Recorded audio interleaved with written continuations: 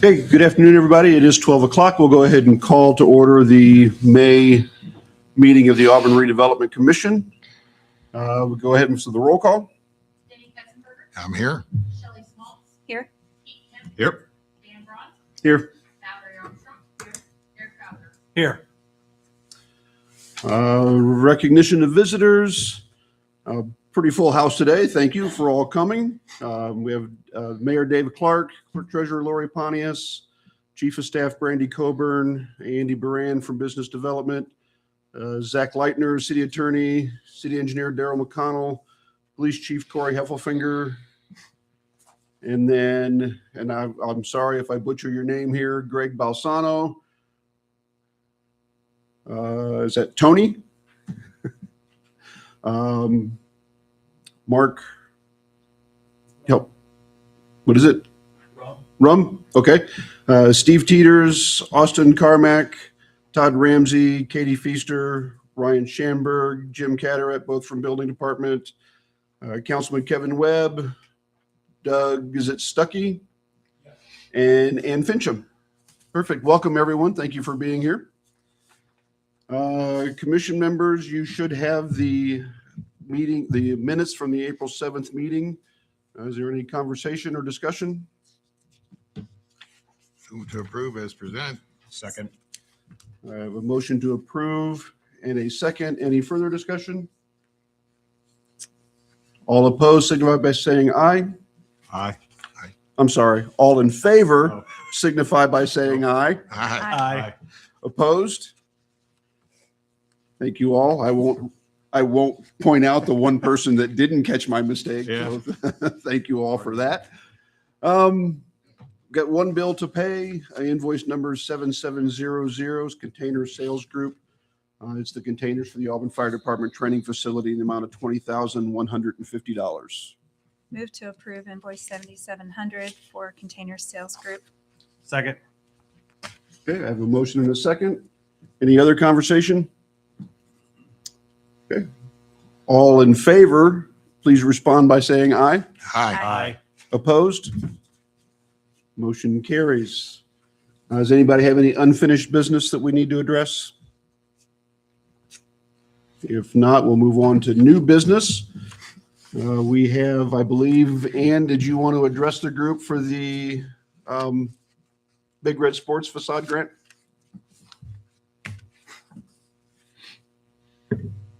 Hello, Ann Fincham here, Auburn Main Street.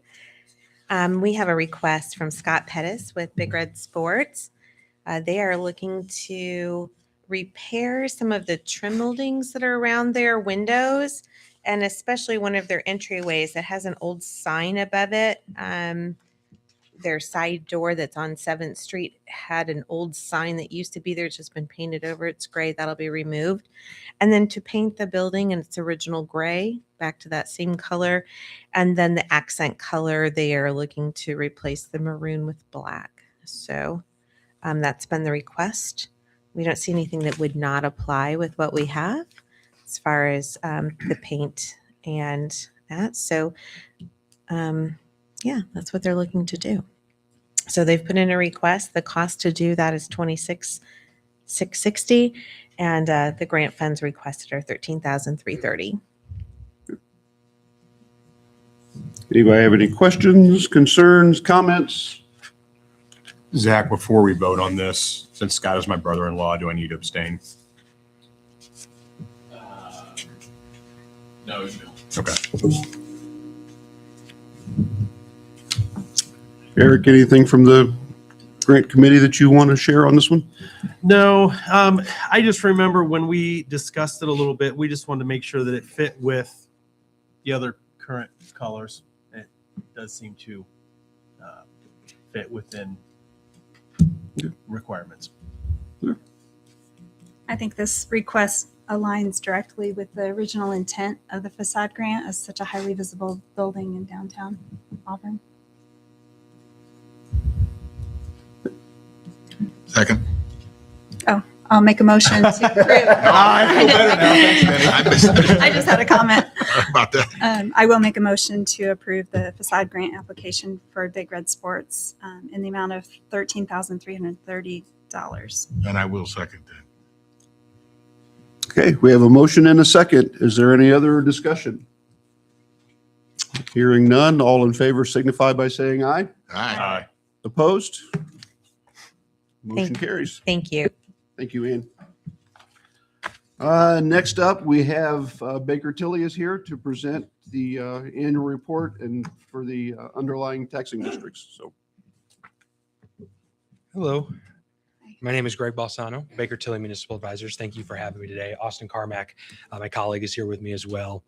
This is a presentation we've done every year here for the past few years. Is a couple years ago, a requirement was made throughout the state that all redevelopment commissions have to hold an annual public meeting where the overlapping taxing units are invited to the meeting to hear about the TIF, kind of what the plans are for the TIF, things along that nature. So we sent out some invitations to those units here and kind of going to cover general TIF items in here, as well as Auburn specific TIF, what's going on with your guys' TIF, how the money is going to be used, has been used, and what are the impacts to the overlapping units with that TIF.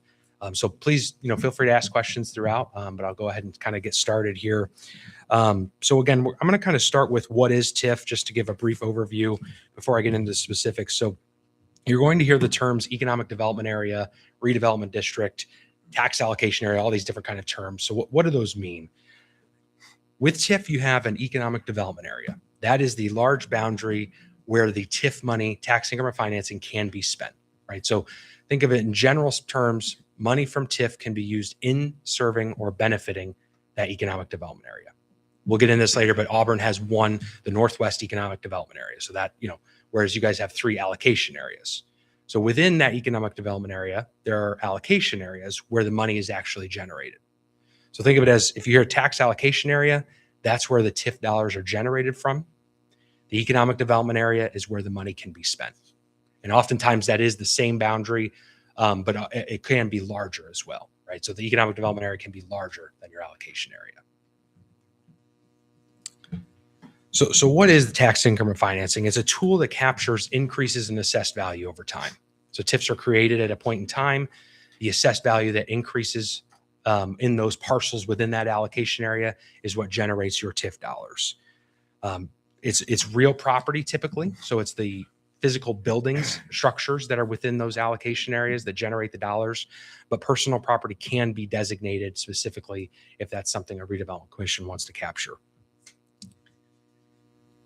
So slide 5 here is a chart that I like to go through. It's a kind of triangular chart that covers kind of how TIF operates. And so again, as I mentioned, back at a certain date, a TIF is created and it sets what's called the base assessed value. So that is the net assessed value, the worth of all of those properties in the allocation area at that time. So for simplicity's sake, let's take $100,000. So let's say that all the properties within that area are $100,000. That's what sets as the base. So increases in assessed value. So if you go up to 150, let's say, the RDC is capturing $50,000 of assessed value. Okay, so it's whatever that point in time was is when the base is created. The increases are what the RDC captures and generates its dollars on. So you would take that $50,000 times whatever the tax rate is in that area, that generates your TIF dollars. Once the TIF area expires, that $50,000 of AV in that example then goes back through to the overlapping taxing units. So the hope is with TIF is that money gets put back into that area. Those assessed values continue to grow, so that $100,000 back 10 years ago is now maybe millions, down the road, right? Because the TIF was invested, that grew and kind of circular function there. And then at the end of the TIF life, that AV then flows back through to the overlapping taxing units. One question we often get is that base value, that $100,000 in my example there, that can change over time. And so it can go up or down depending on trending. So every year there is a TIF neutralization process that tries to factor out trending. So let's say that in general, in that area, values went up by 3%, not because of anything that happened, not structure changes or things like that, just because, inflation, different things like that, that's what was caused. That base can be risen by $3,000 so that the TIF's not capturing that, so that trending is still going towards the overlapping units. Slide 6, and something we're going to talk about today, is passing through assessed value. So every year before June 15th, the Redevelopment Commission in the state has to determine if there is excess value to pass through. Meaning, if you capture, whatever that number is, if you don't need the money for the TIF projects, you can choose to pass back the assessed value. So again, going back to my kind of simple example, of $50,000 you capture, if 50,000 times the tax rate, whatever that money is, if the Redevelopment Commission decides it doesn't need that money for that year for whatever reason, you can pass through all or a portion of that assessed value back. So even though the area may not expire for, let's call it 20 years, the Redevelopment Commission each year has the opportunity to pass through assessed value if it determines it does not need the money for projects. And so you can kind of see that chart here on slide 6. The captured AV essentially would be reduced by whatever the determination of pass-through is. So by June 15th of each year, the Redevelopment Commission determines, is there assessed value we'd like to pass through? Or if not, and then it notifies those units via typically a letter in the auditor's office. So does TIF take away fund from schools? That's a common question we get. That's slide 7. So I will say that, largely school expenses are funded through enrollment. So it's through the state, and it's based solely on student enrollment. There is a portion that is funded through property taxes.